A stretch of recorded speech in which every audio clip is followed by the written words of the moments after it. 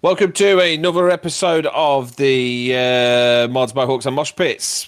This is episode 22. We did discuss in 21 the world's top singers, songwriters, and whatever, and we did the units and did everything. And then I gave the task of getting the top 20 singers and songwriters. But before we start it, I just want to say I'm joined with Brendan. How you doing, guys? All good. Happy to be here. This was a hell of a lot easier than the top 50 songs. I'll tell you that now. After Liam dropped this on us, I already had 10 in my head. It was just getting the other 10 and then putting them into position.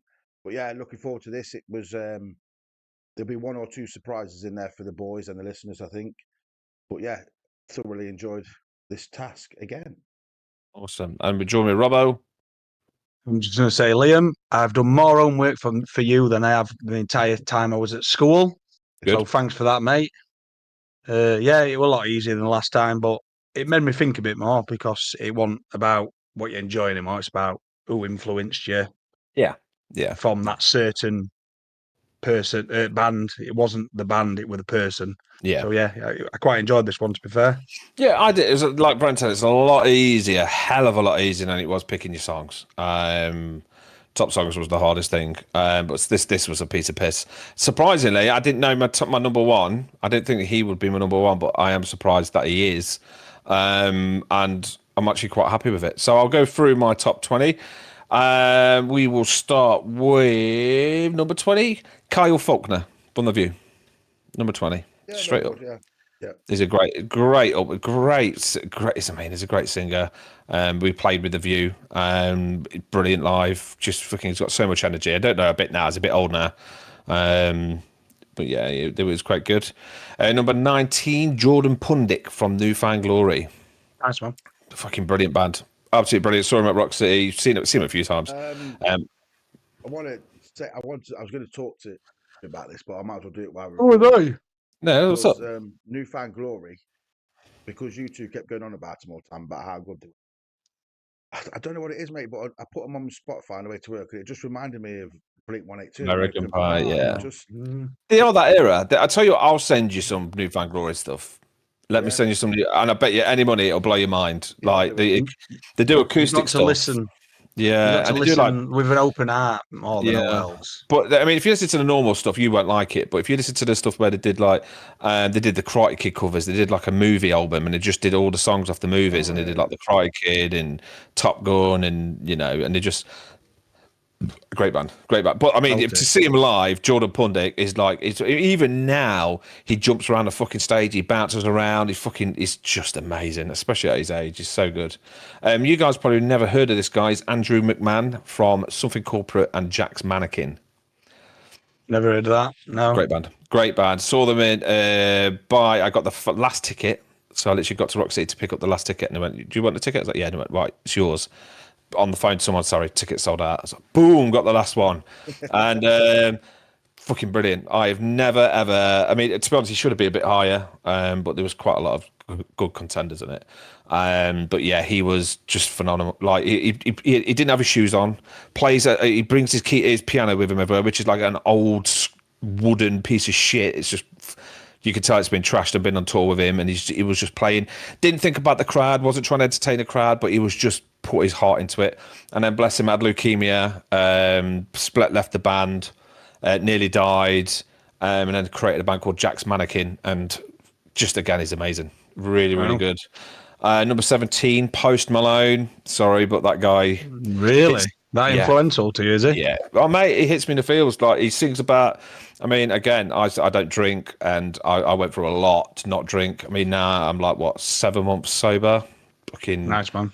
Yeah. And I tell you what, it was Post Malone getting me through it. Like, the stuff he sings about how, like, the only friends that he knows are people that he goes out with, and then when he goes out with them, if he doesn't want to go out with them, they don't want to know him, and stuff like that, And it was just, his songs hit. Like, the hit. He sings about real stuff. Even though everyone goes, he's a pop star, he's got loads of money, but he does suffer with mental health, and he suffers a lot, and he sings about it. So I love that. Ever since we started this podcast, I've got into It's good. He's very good. Yeah. He's very good. I didn't realise how brilliant it was until No, I yeah. didn't. I really didn't. And the more I listened to him, When he first come out, I just thought he was just another one of them knobheads off YouTube. To be honest with you, me too. Me too. honestly did. Listen to a couple of things that you've sent me across or asked me to listen to, and yeah, he's good songwriter, good singer, Yeah. very good singer. I'll give him that. And morning is just. I mean, there's so many people in this country, in the world, know exactly what morning's about. You know, you 100%. you go out with your mates, and you don't go out that much, and you don't see them that often. And when you do, you never want it to end, and Oh, we've you all want the been night to carry on. We've all been Oh, there. we always. Yeah, exactly. Number 16, Jamie T. Wow. Yeah, Jamie T was brilliant, absolutely brilliant. And I've listened to Jamie T from the beginning. I saw him in Matlock, playing with the Mystery Jets, Yeah. and it was the first. Why not? There's the original first. I went to the first. Why not? And it was Jamie T and the Mystery Jets. Yeah, it's fucking brilliant, absolutely amazing. Wow. Awesome. You guys always knew this guy was going to be on it. Number 15, Gregory Antonito, which is the Bats and Souls lead singer. Of course he was. He's always going to be Wavy. on there. Yeah, Again, man. he should have been in my top 10, but again, there's so many people that I had to think about. But I mean, he changed my life. His lyrics, his songs. I mean, there's a song actually on the Bats and Souls, and this resonates with me quite a lot. He says, and it's about. It's quite true to this podcast as well, and they sing about how many songs do you think are out there that could change the world, yet we've not heard them, and no one will ever hear them. They're just put on a piece of paper and chucked into the back of a closet, and they will never be heard. They will never listen to, and yet that could have been the greatest song in the world. How many is there? There's got to be fucking millions of songs out there. You could imagine how many people just write lyrics and are just too nervous to ever do out with them. Exactly. And play songs. Man. Someone could sit in a room and record like this, the perfect song. Yet they've just went, I'm too, like you used to, Robbo, that chucked it away. And they sing about, I mean, how can you put that in a song? I mean, And I know what you're saying, 100% there. I mean, I've often like just when you just lay in bed and you're too tired to sleep. I've often thought about I'm going to write an autobiography of my own life, but then I thought to myself, who the fuck would buy it? You know, like exactly. if like Jake Paul or in Ricky Hatton or whoever wrote an autobiography, they're I going to love the fact you put Jake Paul and Ricky Hatton in the same Yeah. categories if they're close. Yeah, but Jake Paul is a right knob. I bet he's got more followers than Ricky fucking Hatton. No, auntie. Yeah, but at least Ricky Hatton can fucking box. But what I'm saying is, I've often thought about it. It's like, I'm going to go from chapter 1. I'm going to fucking write an autobiography of my life because I've done that much shit, been through that much shit. I had so many highs, so many fucking lows. I'd have a brilliant story. I'm telling you. There you go. And but how many? The thing is, if you had that idea and then you've just chucked it on the side, it's gone. And it's no one will ever know that story, or no one will ever know that song. And the Bad Souls sing this song, and it's called "For All the Unheard." The song is, and again, he's singing about people writing these songs, and the song is all four of the bands singing loud about, like, saying we'll try and get that song out for you by saying, you've not put it out there. And and shit like that. I mean, Gone, what a great fucking song. I've got goosebumps now. Fucking great song. And the Bad Souls are brilliant live. Like, I mean, he saw him last 2 weeks ago, and he's still at nearly 60 years old, bouncing up and down on the fucking stage, doing exactly what he does. And even the bands that came on before and after were just like, fuck me, the Bad Souls have been around for 40 years and we're still, I can't believe they're still here. And everybody was like, we've got legends here. And they are massive legends, especially in the punk world. They're massive, absolutely massive. Number 14, Johnny Rotten, obviously. Johnny Rotten's right in there, but 14, bit low again. But I love Johnny Rotten. I mean, what else can you say? I mean, the guy's a fucking legend. I love him. Legend, yeah. Love him. Number 13, Tom DeLonge, Blink 182. Great performer. Great performer. He was close again on my list. We were very close. It's amazing. I mean, how many Blink 182 songs do you sing that Tom DeLonge wrote? I mean, everybody, at least one person in the world has one Tom DeLonge song they listen to and sing. Everyone in the world. I bet even the starving kids in Africa do. All the small things. Number 12, Sebastian Murphy, also known as Lars from the Viagra Boys. Yeah, man. I mean, his songs are fucking brilliant. The band's a genius band. But him alone as a person on stage who sings his songs, the lyrics are fucking beautiful. And him alone, I mean, he walks around in flip flops, Adidas tracksuit bottoms, got his massive beard gut out, gets pissed. I remember he was singing a song and he puked all on the fucking side of the stage, drank his beer and just carried on singing like nothing happened. And it was like, fucking legend. Absolutely amazing. Absolute legend. I've seen him fall on the floor and just pass out on the floor on stage, and he's just so drunk and fucking off his nut. And who was it as well? The Queens of the Stone Age lead singer was like, "I love the Bible Boys," and then Lars, and he went over to Lars and was like, "All right, mate, how you doing?" Like, fucking yeah, and Lars was like, "Who the fuck are you, mate?" Who are you? Like, I don't know who you are. That's like, Josh Homme or Josh Homme. That was. Yeah, Josh Homme, yeah. So he was at a festival and Lars was just so fucking drunk. And he just was like, I ain't got a clue. Number 11. Now, this, she shouldn't have made my list. However, we saw her 2 weeks ago and she was phenomenal. Like, fucking outstanding. Marcia Richards from the Skints. Robert, you saw her. Fucking outstanding. She blew me away. I can't stop listening to them. No, I can't either. I honestly cannot believe someone was that energetic and did that much in a band. She were keyboard player, bongo, singer, fucking saxophone, guitar. She did that fucking thing that she blew keyboard. Yeah, she didn't stop, Bren.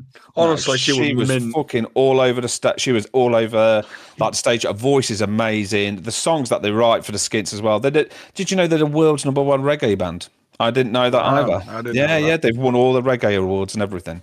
World's #1 reggae band. And to be fair, she's pretty tasty. Fit as fuck. She's fucking fit. If anyone's watching. But she was brilliant. And I tell you what, when that happened, the sun came out as well when they came on, didn't it? So it was raining all day and literally the sun came out and they came on and everyone was in such a good mood and they just lit up everything. And they were the best band on the day for me. They were the best band on the day. They even beat the Bouncing Souls. They were fucking outstanding. So good. Even the Fat Reggae Man who was just doing his funky vibrations. Amazing. So yeah, top 10. Do you guys know any of these guys? Obviously, you've heard of most of them, surely. Yeah, most of them, mate, yeah. Good. Yeah. 20 to 10. There's one or two that I'm surprised aren't in your 10. Johnny Rotten, I thought would have been in there, your top 10. Tom DeLonge, I would have thought would have been in your top 10, and the Bouncing Souls guy. I thought he would have been your top 10 to be fair, but interesting. I'll tell you what, I am a bit of a freak when it comes to Gregory Antonito. Love him. I fucking love him. I prejudged Liam's before Slam Dunk what I thought he was going to be, and then after spending the full day with him there, he's completely different to what I thought he'd have been. He's Mr. Reggae, mate. He loves reggae music. Oh, I love reggae. You won't admit it, but he absolutely loves reggae. it. I love reggae. I love ska. The Selector were fucking brilliant. Yeah, man. I mean, it was literally, it was pretty much ska and reggae all day, wasn't it? I mean, we had the Mad Caddies. We'll get into the Slam Dunk, but the Mad Caddies were fucking outstanding as well. Amazing bands. I had such a good day. There were so many good bands that I did, and the bands that I watched that I didn't even like, and then I watched them. I was like, "Fuck me!" Actually, that was brilliant. So yeah, number 10, top 10. Here we go. Everybody knows this guy, Dave King from Flogging Molly. Yeah, man. What a front man. What amazing songs. I don't really need to say much about Dave King. His great voice. He's inspirational to me. I mean, some of his songs wake me up and cheer me up and fucking, yeah. Good band. All the way. Number 9, Justin Young from the Vaccines. Strange one. Nice. But Vaccines are an amazing band. And there was, and Justin Young's just so good live. He's really good. It's one of the bands I've seen a couple of times, to be fair. Yeah, they're underrated. Underrated, mate. Oh yeah. And all the songs that he's written and everything that he's done, great. He's so underrated. This should be a lot higher than they are. Number 8, everyone knows this one's going to be in it. Bono. Sorry, but Joshua Tree is the greatest album ever made. In your opinion? In my opinion. Alleged. Not in my opinion. It's actually voted the number 1 album in the world. It's number 1 album in the world. Tribute. It's a brilliant album. It is a good album. Yeah. Oh, it's just one of the best in the world. Right. Okay. So now this one's going to be a bit strange. Number 7, Martin Saunders from the Twang. So Martin Saunders is the backup singer of the Twang. He's the backup singer. Now I love the Twang. I love the lead singer. However, without him, the Twang are nothing.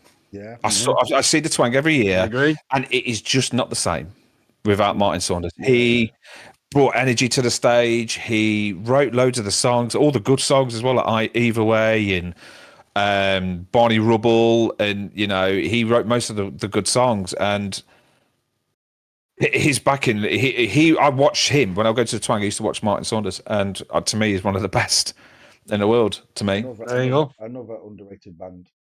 way underrated.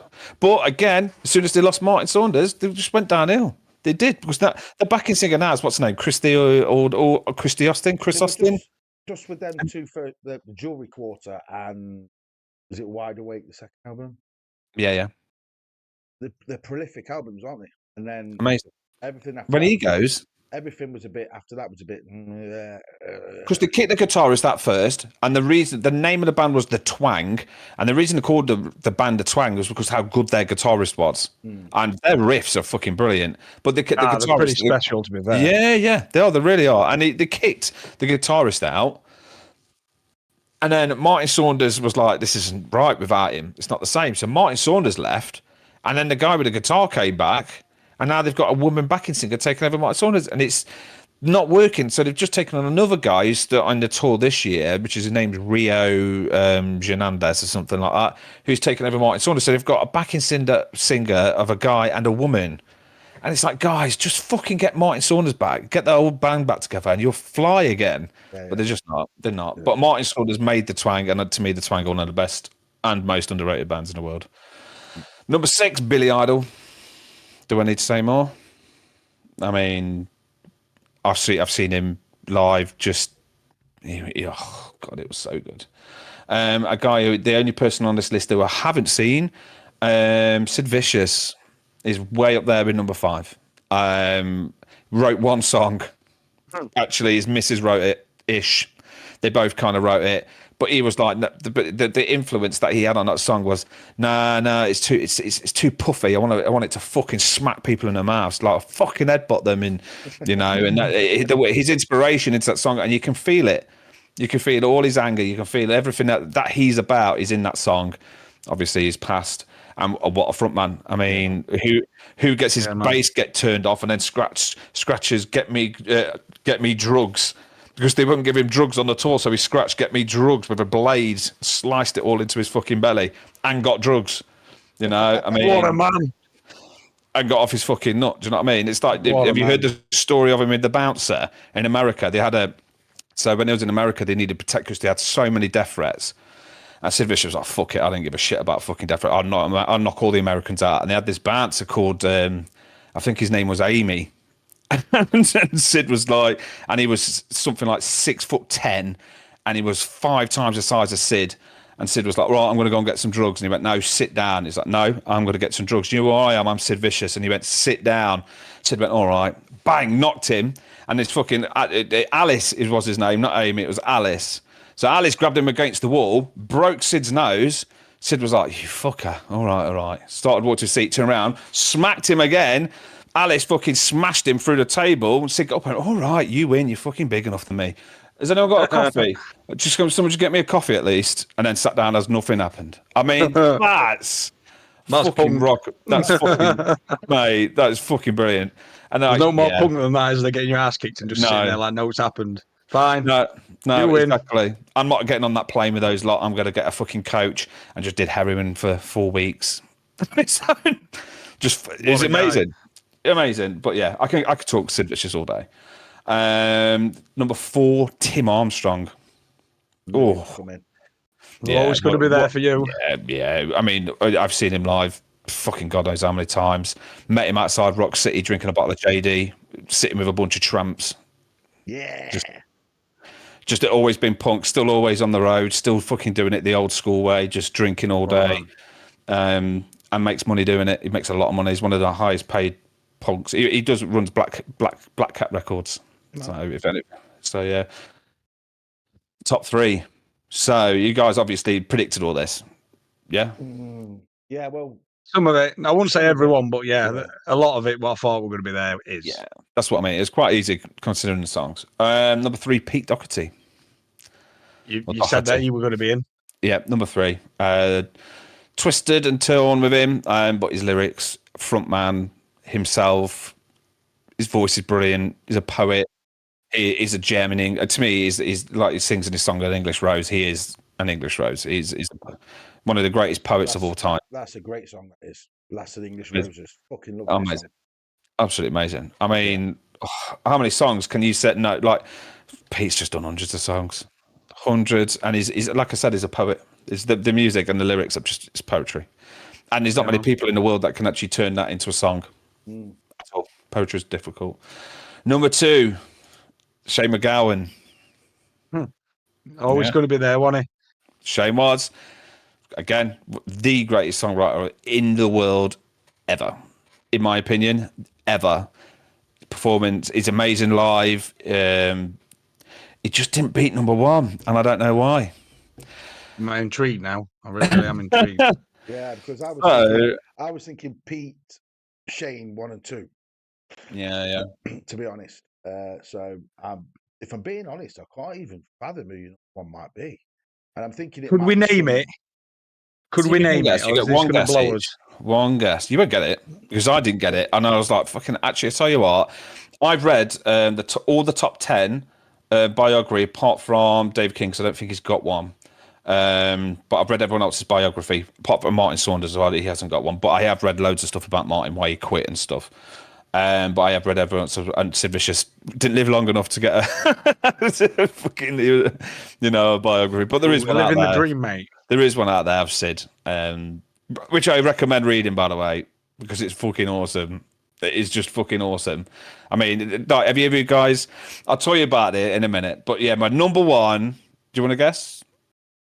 I'm gonna go left field because I know how much love you've got for the 80s and the 80s kind of cheese.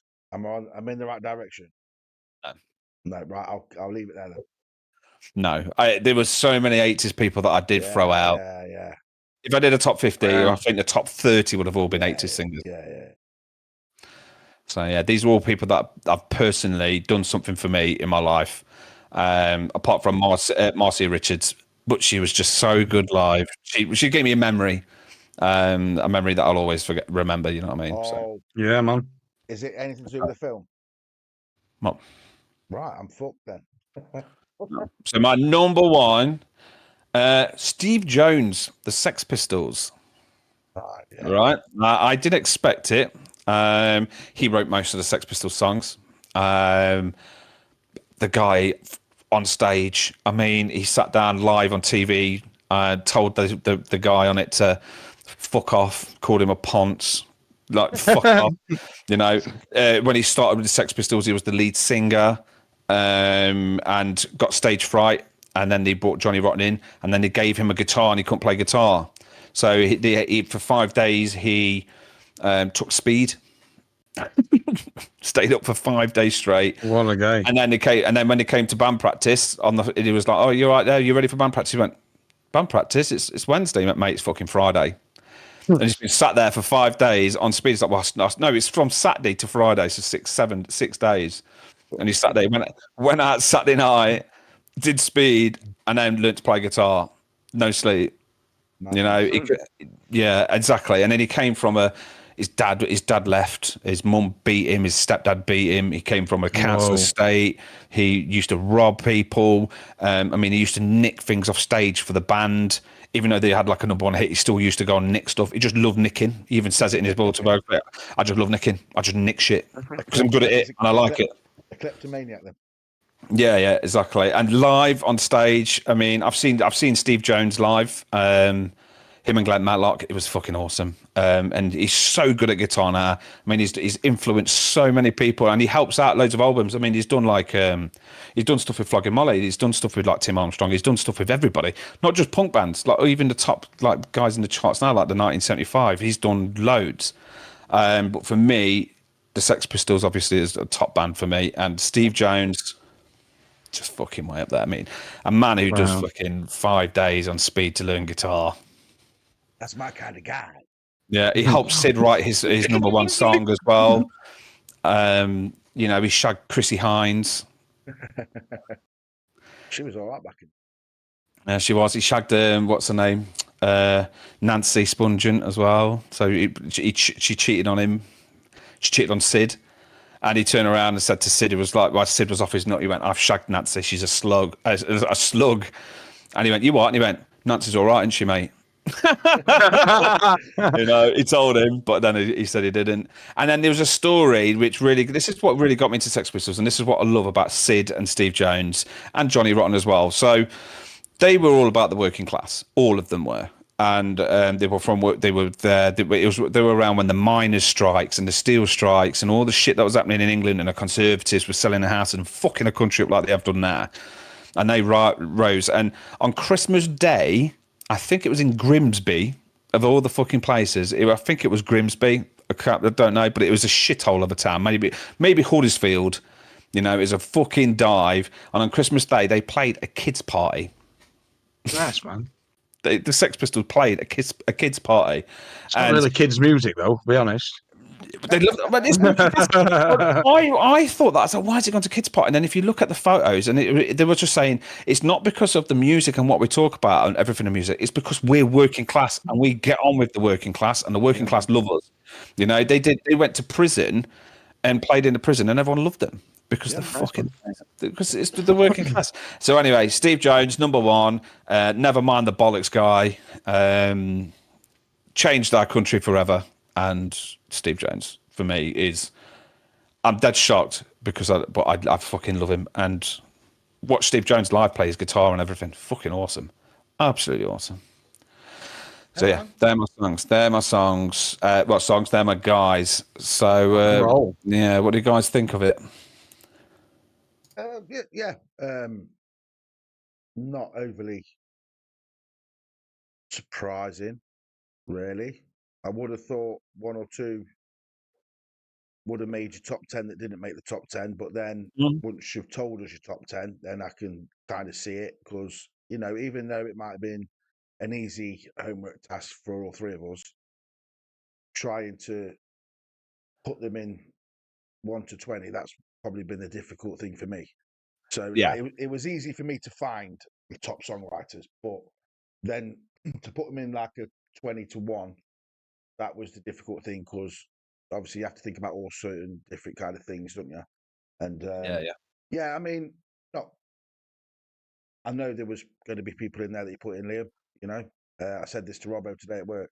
I said, you're going to probably know at least 10. We're going to know 10 at least of each of ours, where we put them in order, and maybe 1 or 2 surprises. But I thought it would have been Shane or Pete number 1 and 2. I did. It's Steve's story, the way he is on stage, the things that he believes in, the stuff that he writes about, his stage presence. I didn't realise I was more obsessed with Steve than I am Sid and Johnny, which is weird. But I am. So, there we go. It's good. It's good to have that realisation, isn't it? Yeah, it is good. So, Robbo.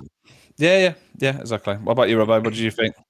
Yeah, mate. It's just if I were going to put 20 people to you now, I've heard him, that I could picture you. That is you. It just makes who you are. It's your foundation, and it's something to be proud of, man. Yeah, I love it. You know what I mean? Excellent. I enjoyed listening to it, and I thought, every bit of it was just you. And I'm hoping Bren's will be exactly the same, and you haven't just cheesed it. You know what I mean? Yeah, let's hope he's not fluffed it. So yeah, that was the end of the episode, guys. Part 3 is going to be coming up now, so please follow on to listen to who's next. Me. It's got to be me.